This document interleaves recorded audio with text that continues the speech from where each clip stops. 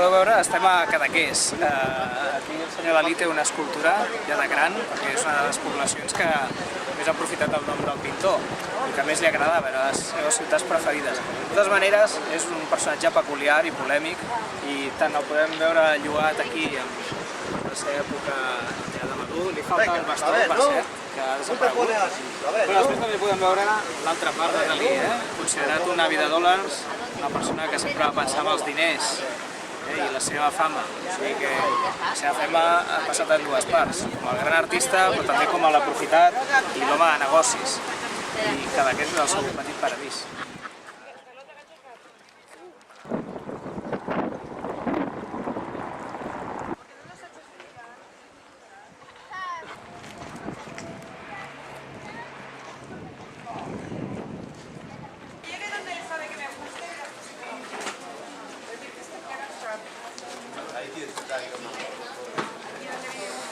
Hola, estem al que ara és museu i és la casa de Port Lligat de Dalí.